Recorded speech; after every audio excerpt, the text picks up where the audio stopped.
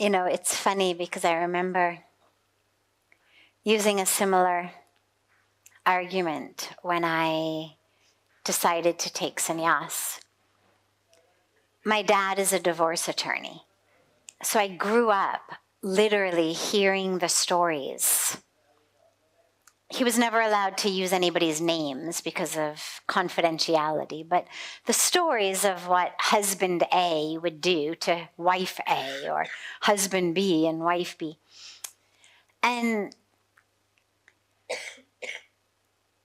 we have statistics in places like America of, I think it's up to about 60%. At that time, it was about 50% of marriages that end in divorce. And I remember saying, so if I'm married, I've got about a 50% chance of getting divorced. At least half of the married people I know are miserable. From your question, it sounds like 100% of the married people you know are miserable. But I was being conservative and said, about 50% of them seem miserable, which means that by being married, I've got a 75% chance of being either divorced or miserable. Whereas I, too, looked around. I looked at my guru, Puja Swamiji. I looked at other people living this life and said, well, this looks like 100% way to be happy. So, yes, I noticed very much the same thing. And on a personal level, I know very much that this is my dharma, to be a monastic, to not be married, to be celibate.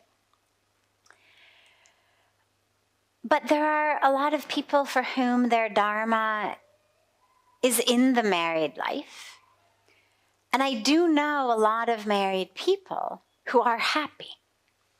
So if you're married or you're looking to get married, don't feel like you are destined to misery. You are not. You just have a different set of challenges. When you're single,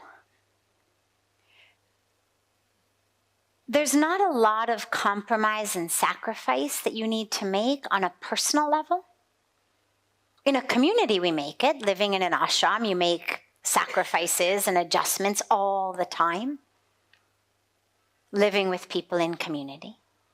If you're living on your own, not in a community, in a house or apartment somewhere, you have a lot fewer adjustments and compromises to make. But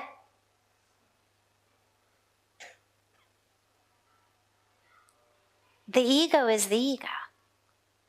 And the ego is going to bash itself against someone wherever you are. If you've got an ego that you haven't dealt with, even if you're single, unless you become a complete hermit because you have no interest in interacting with anybody, until and unless you've dealt with your ego, you're going to have conflict, whether it's in the workplace, whether it's in an extended family, even if you're not married, whether it's in friend circle, whether it's in your community, even if you don't live with them. So the goal of life, I don't think, is to remove all of the triggers to our ego. It's not, well, I'd much rather keep my ego happy, therefore I'm not going to get married. I wouldn't recommend that as a reason to take a monastic life. It's about overcoming the ego. It's not, well, my ego doesn't get along with anybody, therefore I'm going to stay single. In those cases, it's, I need to work with my ego. Because ultimately, at the end of the day, it's the ego that's suffocating me on my spiritual path. So if I just keep letting the ego run the show by removing anyone and everyone with whom my ego has a problem, I'm not actually benefiting myself. So I always say relationship is a yoga. And if your dharma is to live a grihastha ashram life, a householder married life, take that as your yoga. It's not, oh, my ego doesn't like this compromise, therefore we should get divorced. My ego doesn't like this sacrifice, therefore I'm going to leave you. It's, oh, my ego is preventing me from walking this particular path, this particular yoga, closer to God, therefore I'm going to work with my ego.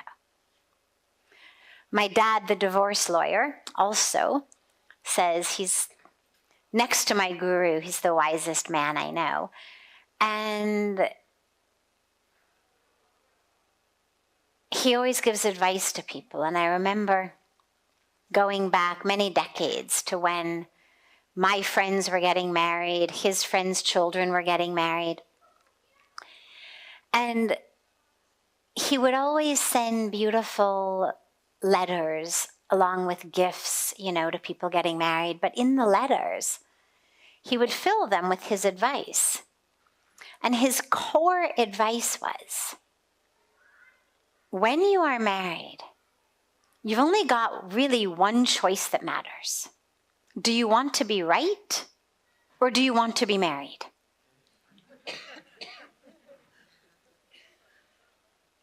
You can't be both. And he would always advise young couples, be very clear walking into this, that you have just been right for the last time in your life, if you want this marriage to work.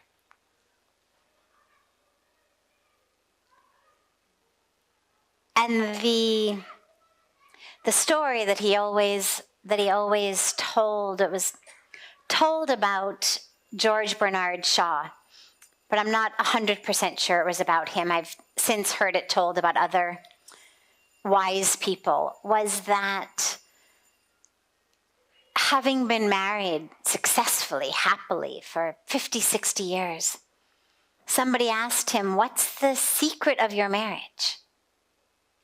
What's the secret of your happy marriage for so long? And he said, well, when we got married, my wife and I made an agreement. And the agreement was that throughout our marriage, I would make all of the important decisions, the big decisions, and she would make all of the little decisions. And he said, I'm very happy to tell you that in 60 years of marriage, we've never had to make a big decision.